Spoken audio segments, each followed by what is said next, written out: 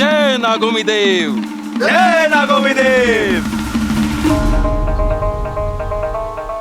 आज नागिस्तान के नागवीरों ने अपनी विजय परंपरा कायम रखी है।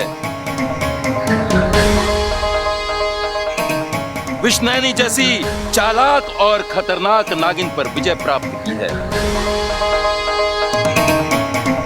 आज विशैलगढ़ में नागिस्तान को चुनौती देने लायक कोई नहीं बचा है और इस विजय का पूरा श्रेय जाता है शेषू, सिपली और हमारी इच्छा को। आज का दिन वाकई में नागिस्तान के लिए बड़ा ही शुभ दिन है। एक ओर हमने इतनी बड़ी विजय प्राप्त की है और दूसरी ओर हमारी इच्छा का घर बस गया है। नहीं,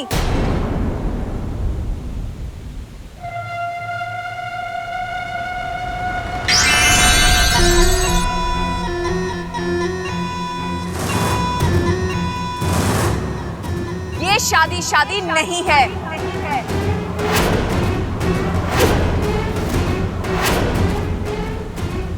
मैं नहीं मानती इस शादी को।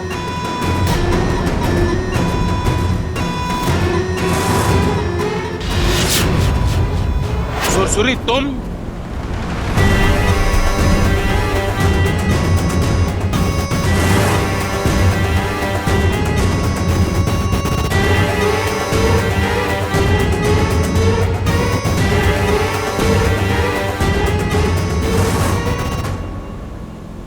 हैरानी हुई मुझे देखकर। अरे हाँ, आपने सोचा होगा सुरसुरी दुखी है। कई महीनों से उसने अपने आप को कमरे में बंद कर रखा है, तो वो तो बाहर आएगी नहीं। तो उसके पीठ पीछे अगर इच्छा की अवैध शादी के लिए हाँ कर भी दे तो कौन सा उसे पता चलेगा? इच्छा की शादी अवैध नहीं है। उसने पूरे रीति रिवाजों, नियमों के साथ शादी की है। अच्छा, लगता है आप नागिस्तान के नियम भूल गए, या फिर शायद नागिस्तान के नियम इच्छा के लिए अलग और औरों के लिए अलग हैं। ऐसा कुछ भी नहीं है। अगर ऐसा नहीं है तो क्यों मुझे एक इंसान से शादी करने से रोका गया था? और आज वही सब इच्छा को करने के लिए छूट दी गई है। उसके पीछे एक वजह है। क्या वजह है? वो मैं तुम्हें नहीं बता सकता। अगर आप वजह नहीं बता सकते तो ठीक है, मैं भी देखती हुई ये शादी कब तक और कहां तक टिकती है। फन खराब हो गया है तुम्हारा। एक नागिन होकर दूसरे नागिन का बुरा चाहती हो? हाँ, चाहती हूँ। जो खुशियां मुझे नहीं मिल पाई वो मैं इच्छा को नहीं मिलने दूंगी। आप इच्छा को नागिस्तान वापस बुलाइए या मैं वहां जाकर ले जाओ इसे और बंद कर दो इसे इसके कमरे में। और हाँ, ध्यान रहे कि ये अपने कमरे से बाहर ना निकल पाए।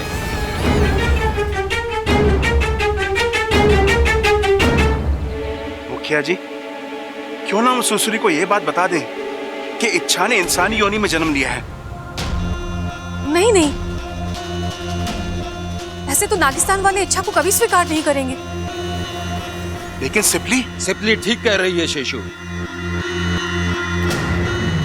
और जब तक हम जिंदा हैं, ये राज ही रहेगा।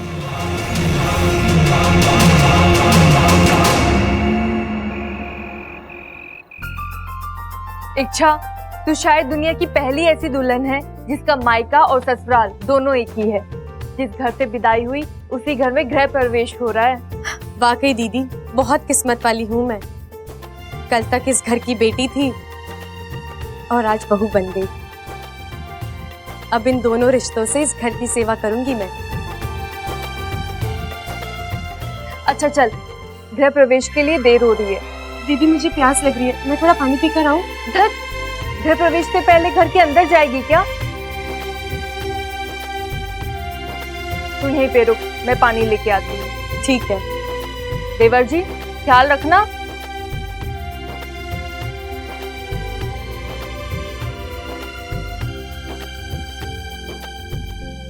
आखिर हमारी शादी हो ही गई।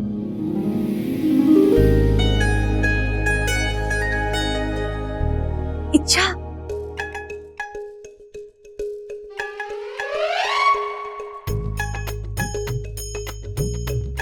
बबल जी, दादी आपको बुला रही है।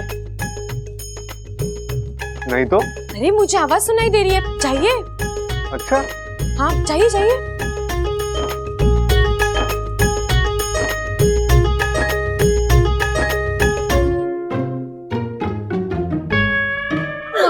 पिताजी,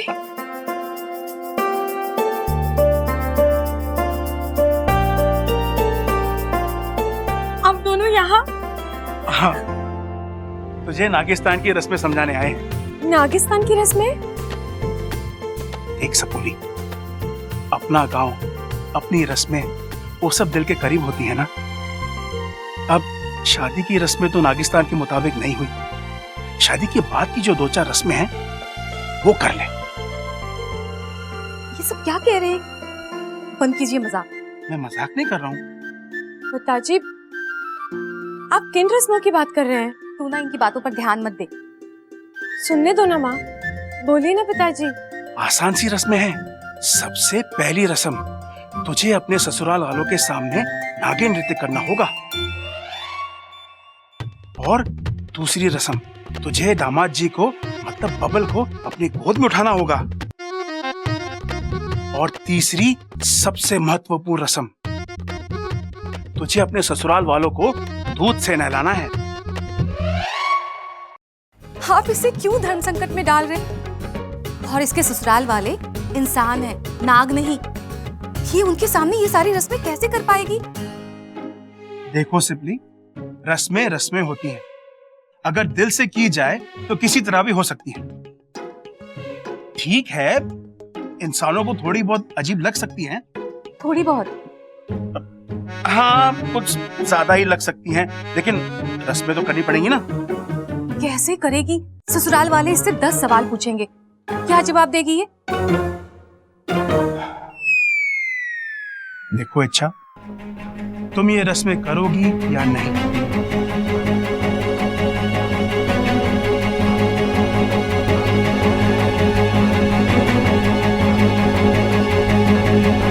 ठीक है, मुझे अपना जवाब मिल गया। आज के बाद मैं तुमसे कभी कुछ नहीं मांगूंगा। पिताजी, पिताजी मेरी बात तो सुनिए। माँ देखो ना। मैं समझाऊंगी उन्हें, वो समझ जाएंगे, तू चिंता मत कर। तो बस अपनी शादी की खुशियां मना।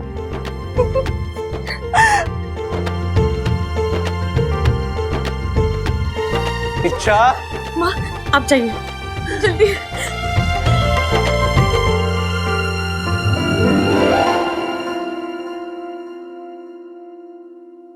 इच्छा, तुम्हारी शादी हो चुकी है, अब तो बचपना छोड़ दो। क्या हुआ बब्बल जी? तुमने कहा दादी मुझे बुला रही थी, कहाँ बुला रही थी? दादी ने मुझे इतना डांटा, नई नवेली दुल्हन को अकेला छोड़ के आ गया, बेवकूफ। बब्बल जी, आप मेरे लिए इतना भी नहीं कर सकते।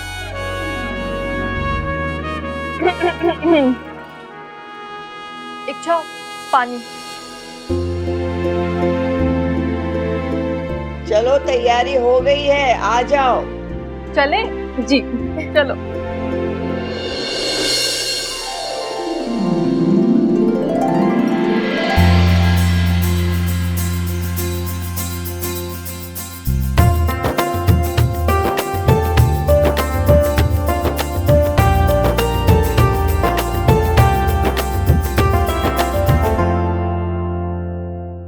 छोरी, तू ये सोच रही है ना, मैं इस घर में रहती हूँ, इस परिवार का हिस्सा हूँ, फिर मेरा गृह प्रवेश क्यों हो रहा है?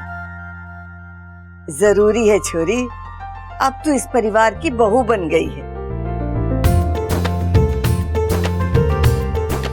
गृह लक्ष्मी बन गई, और गृह लक्ष्मी का तो स्वागत करना ही चाहिए ना। चल अब अपने दाहिने पैर से इस मंगल कलश को धीरे से धक्का दे और घर में प्रवेश कर।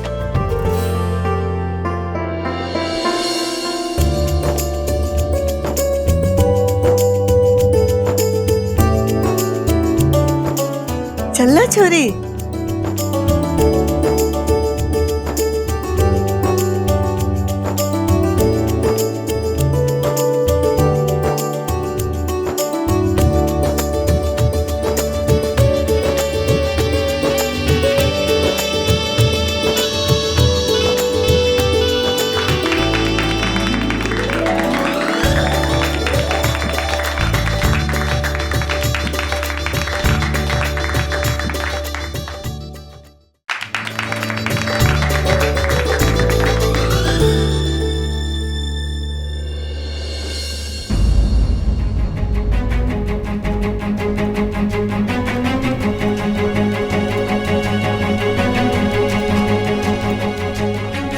मुझे कुछ हो रहा है, अचानक चक्कर सा आ रहा है।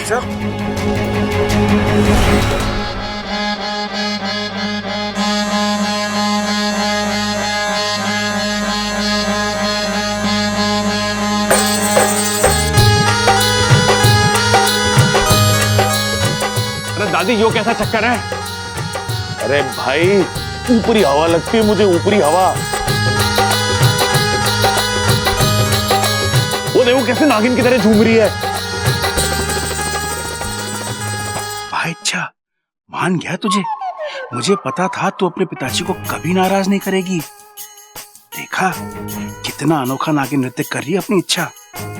इतना अच्छा नागिन नृत्य तो तुमने भी कभी नहीं किया था अपने ससुराल वालों के सामने।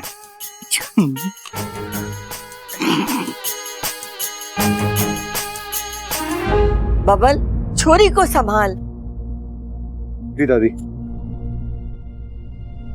हेमा, मन तो लग है, छोरी से शादी की भागदौड़ बर्दाश्त न हुई इसलिए चकरा गई हो। अच्छा तुम ठीक हो ना? हाँ मैं ठीक हूँ। अचानक क्या हुआ था इच्छा? दीदी अचानक चक्कर आ गया, आंखों के सामने अंधेरा सा हो गया।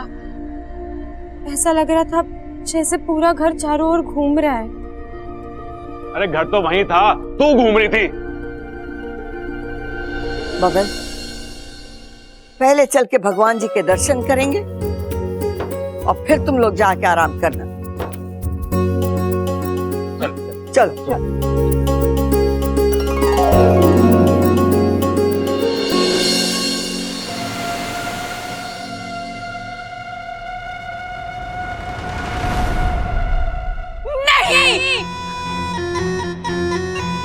सुरसुरी ये भेदभाव बर्दाश्त नहीं करेगी। इच्छा के साथ वही होगा जो मेरे साथ हुआ था। नागिस्तान वासियों, गलती तुमने की है, नियम तुमने तोड़े हैं। ये सजा इच्छा भुगतेगी।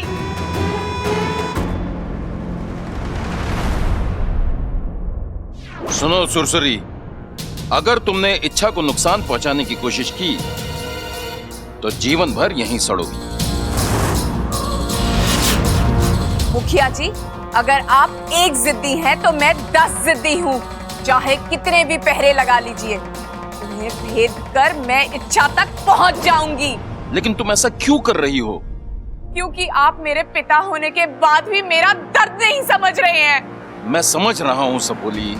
अगर समझ रहे हैं तो मेरे साथ ये अन्याय क्यों कर रहे हैं? मैं तुम्हारे साथ कोई अन्याय नहीं कर रहा हूँ। मैं नागिस्तान का सरदार हूँ और अपना फर्ज निभा रहा हूँ। और आप मेरे पिता भी तो हैं, उसका फर्ज। तुझे गलत काम करने से रोक रहा हूँ सबोली। ये पिता का फर्ज नहीं तो और क्या है? सुरसुरी, नागिस्तान का अनुशासन बनाए रखना मेरा काम है, और अगर मेरी ही बेटी उसका उल्लंघन करेगी तो बाकी के नाग तो नहीं। मैं ऐसा नहीं होने दूंगा। और तुम लोग अपनी आंखें और फन खुले रखना। अगर गलती से भी सुरसुरी यहां से भाग निकली तो तुम लोग अपने फन दिखाने के लायक नहीं रहोगे, समझे?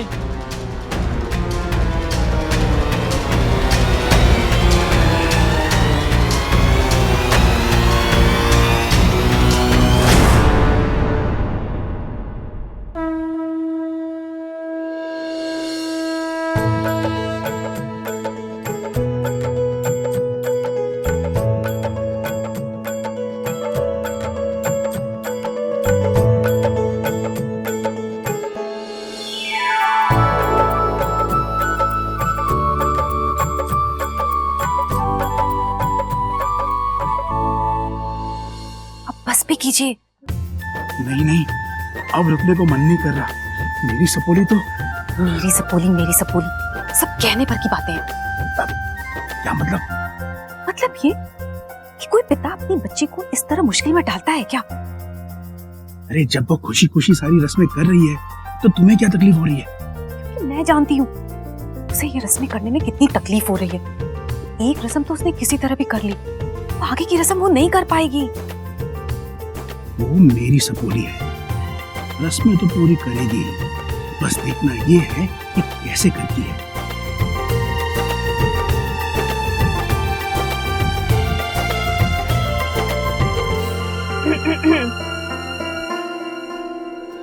आंख मिचोली खत्म हो गई हो तो देवर जी की भी पैर छू लो। नहीं भाभी प्लीज, मेरे पैर नहीं। रस्म रीत की बात है छोरा, पति परमेश्वर हो रहे हैं, इसलिए आज के दिन उसके पैर छूना तो बनता है।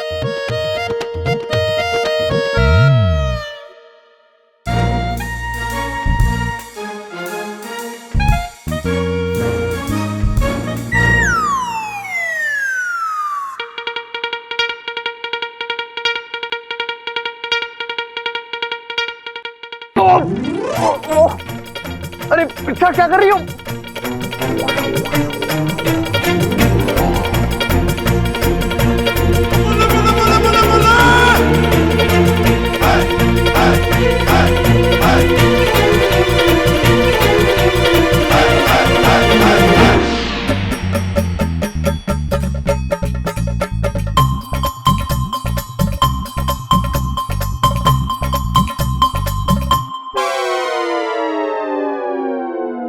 देखा, दूसरी रस्म भी मेरी इच्छा ने पूरी कर दी। अब बस आखिरी रस्म बाकी है।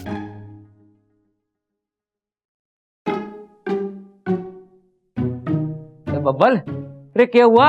अचानक गिर कैसे गया तू? कुछ नहीं पिताजी, वो घर में सबसे छोटा हूँ ना, तो पैर छुपाने की आदत नहीं है। पीछे हट रहा था, फिसल गया। तुम्हें तो मैं बाद में देख लूंगा।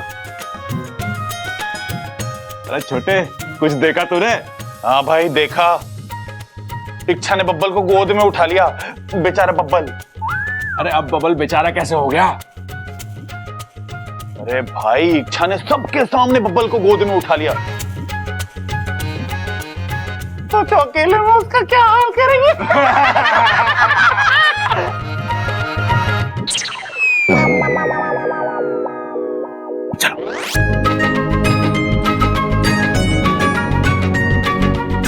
खड़क खामोखा में हंसा दिया।